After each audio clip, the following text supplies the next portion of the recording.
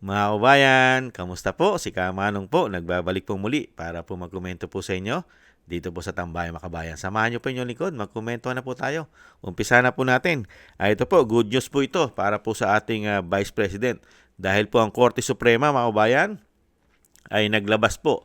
Ayon po sa Korte Suprema, ay confirm dismissal of impeachment complaint against BP Sara Duterte. Totoo naman po yun. Labag po talaga sa konstitusyon ang ginawa po nila, mga kababayan, na impeachment sa Vice President. At pinagtibay na po nila. Painggan po natin ang tagapagsalita po ng Korte Suprema, mga kababayan. Dahil po dito po sa pagbasura po ng tuluyan na pong pagbasura dito po sa complaint nila sa impeachment ng Vice President. Dahil napakarami naman talagang nilabag, lalo-lalo po sa proseso po ng batas. Hindi po ba? Pakinggan po natin. Di mapigilang magulat.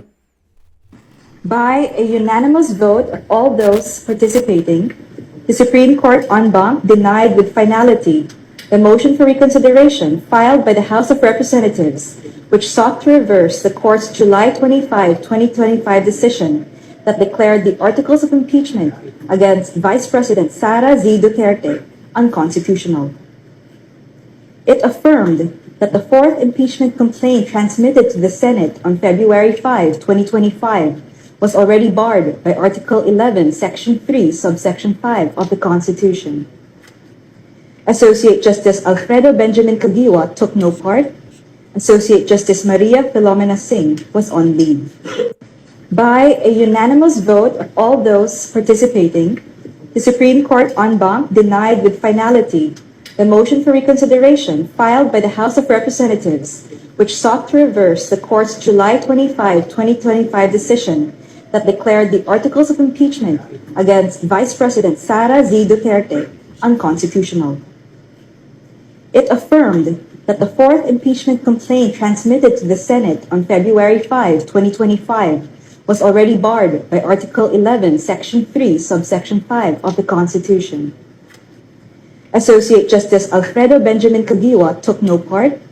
Associate Justice Maria Filomena Singh was on leave. By a unanimous vote of all those participating, the Supreme Court en banc denied with finality the motion for reconsideration filed by the House of Representatives, which sought to reverse the court's July 25, 2025 decision that declared the articles of impeachment against Vice President Sara Z. Duterte unconstitutional.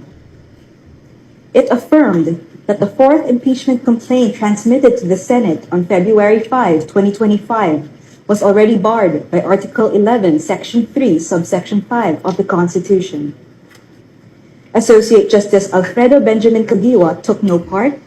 Associate Justice Maria Filomena Singh was on leave. Yan po mga tambay, tuluyan na pong binasura ang motion po ng House of Representatives, mga kabayan, dahil gusto po nilang baliktarin ang desisyon ng Korte Suprema. Pero po, wala pong nagawa ang kanilang motion, mga kabayan, at tuluyan na pong ibinasura, mga kabayan, dahil nga po labag sa konstitusyon ang pinagagawa po diyan po sa House of Representatives. At alam naman po ng taong bayan yan, dahil nga po sa pamumulitika. Grabing politika po ang ginawa po nila sa Vice President. Gamit po ang pera ng taong bayan dahil napakarami pong nagkamal umano ng salapi na mga congressman umano, lalong-lalo po sa kanilang mga opisina, at napakalalaki pong allocable insertion umano, lalong-lalo po sa mga pirma, sa pagpirma ng impeachment sa Vice President. Hindi po ba? Lalo-lalo po yung 200 plus na pumirma sa impeachment. Pero lumabas po ang katotohanan na sila pala ang dapat ma-impeach. Hindi po ba? Dahil po sa dami at laki ng mga pinagnanakaw nila umano. Lalo-lalo po doon sa may accountability. Hindi po ba? Yung tinatawag po ng Vice President. Hindi po ba? Na merong bangag at nagkokok at isang tinatawag niyang tambaluslos na kumukontrol ng pera sa House of Representatives. lalong-lalo nung panahon ng 19th Congress. Kaya po, nagpapasalamat po tayo sa Korte Suprema sa pagbasura po ng katulad po nito, yung walang kamatayang impeachment at hinahabol pa ng Kongreso na baliktarin ang naunang desisyon ng Korte Suprema. At ngayon po ay talagang pinagtibay po ng Korte Suprema na talagang napakarami pong nilabag ang sa konstitusyon ito pong House of Representatives. At alam naman po natin kahit po yan ay diniklara na at pinagtibay na nalabag sa batas ang impeachment complaint nila na ginawa sa Vice President, ay hindi naman po titigil ang mga kritiko at nagpapabagsak sa mga Duterte. Hindi po ba? Nahandyan po. At kitang-kita po natin kung paano po magkakahol at kumilos po ang sinasabi pong yung pambansang asong ulol, pambansang sundalong kanin umano, at meron din po tinatawag na napakabaho at napakabaho at napakarungis na politiko. Mga kababayan, ay hindi po lulubayan dahil po nagawa na po nila yung kibinay at gusto rin po nilang ibinay ang Vice President, mga kababayan. At syempre po, hiling din po natin sa Korte Suprema, kung nakapaglabas na po kayo ng desisyon, 2 beses na po ito, pinagtibay nyo, 2 beses na po kayo naglalabas ng desisyon na labag po sa konstitusyon o labag sa batas, ang ginawa po na impeachment complaint dito sa Vice President. Ang hiling po ng taong bayan, Korte Suprema, ilabas nyo na rin po ang desisyon nung kay dating Pangulong Duterte. Nasaan na po yung desisyon? Yung iniintay po ng pamilya Duterte. Iniintay rin po namin sambayan ng Pilipino, Korte Suprema. Ano po ba? Tama po ba ang ginawa ng pamahalaan ng DOJ, ng Pangulo, DILG, mga kasundaluhan at kapulisan, katulad ni General Torre? Tama po ba ang ginawa nilang pag-aresto, paghuli ng walang due process sa ating batas? Tama po ba ang ginawa ng pamahalaan ng binagoong Pilipinas sa pagdakip sa dating Pangulong Duterte? Di po ba? Matagal na pong iniintay din po ng taong bayan, Korte Suprema. Maglabas na po kayo ng desisyon. Labag po ba ang ginawa ng pamahalaan ng binagoong Pilipinas sa dating Pangulong Duterte? Desisyonan nyo na po. Nakikiusap po ang taong bayan. Nakikiusap po si Kamanong na sana po mag-iisang taon na po. Malapit na po mag-1 taon, wala pa rin po kayong nilalabas, Korte Suprema, sa ginawa po kay dating Pangulong Duterte ng pamahalaan po ng binagoong Pilipinas. Humihingi po ng hustisya. Di po ba? Kaya nga po, nagtitiwala kami sa Korte Suprema sa mga desisyon, lalong-lalo po pagdating po sa batas. Kayo na lang po ang pag-asa ng taong bayan. Kayo na po ang mapagtitibay. Wala na pong susunod at lalakas pa pagdating sa desisyon. Kayo na po ang kahuli-hulihan na magdidesisyon, Korte Suprema. Di po ba, mga justices? Mga justices po natin. Sana po, ilabas nyo na rin po ang inyong desisyon sa ginawa po sa dating Pangulong Duterte. Dahil 2 beses nyo na pong inilalabas ang desisyon dito po sa impeachment ng Vice President. Sana po, kahit isa man lang, maglabas na rin po kayo ng desisyon. Hindi po ba? Sa dating Pangulong Duterte. Dating Pangulo po yan, pero napakatagal nyo pong magdesisyon kung labag po ba ang ginawa nilang pag-aresto o hindi. Dahil kaming ordinaryong mamamayan, ay pwede rin mangyari sa amin ang ginawa kay dating Pangulong Duterte.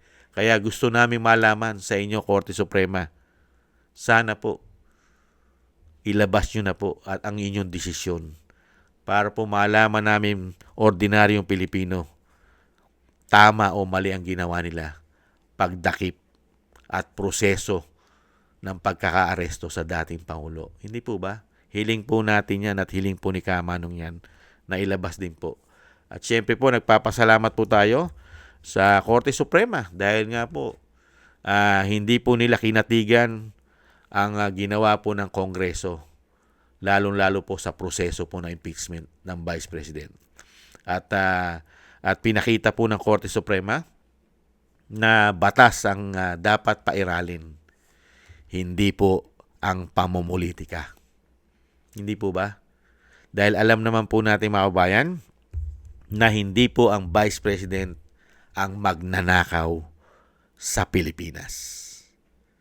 Hindi po ang Vice President ang politikong magnanakaw. Hindi po ba?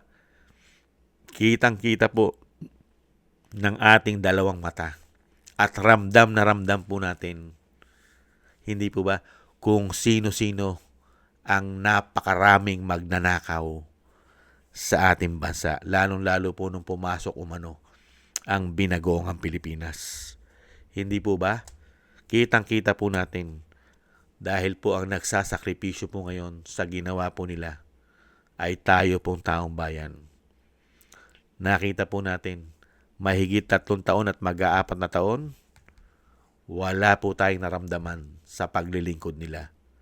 Puro pahirap at pasakit at pamumulitika. Ibang klase po ngayon ang ating bansa. Grabe po. Maraming salamat po mga kababayan at thank you po sa Korte Suprema. At tingnan po natin, hindi naman po titigil mga kababayan. Abangan po natin dahil hindi po titigil ang nagpapabagsak sa pamilya Duterte, lalo-lalo po sa future president po na si Vice President. At syempre po, mga kababayan, ay patuloy pong nananalangin ang mga kaalyado ng binagoong Pilipinas. Lalo po, ang kanila pong amo ay nagkakasakit na po, mga kababayan. Dahil pag minalas po sila, ay napakabilis po napapalit ang Vice President sa amo nila.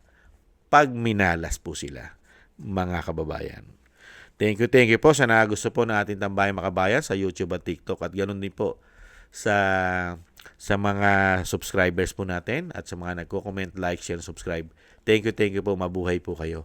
Maraming salamat po. At thank you rin po sa nagbibigay po ng tulong at biyaya. Shoutout po sa inyo kay Tatay Nick ng Canada, Jake, si Eric Hershio ng Canada, at si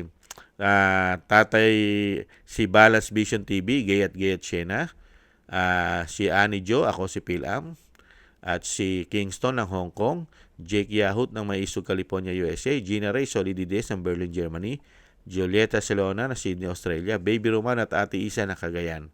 Maraming salamat po. Thank you po sa inyo po mga biyaya. At ingat-ingat po kayo sa inyo po mga paggawa. Maraming salamat po mga kababayan. At muli po mga kababayan, ingat-ingat po tayo at God bless po sa inyo. God bless po at siyempre po ay tiis-tiis lang po tayo mga kababayan. Maraming salamat po. Paalam. Bye-bye.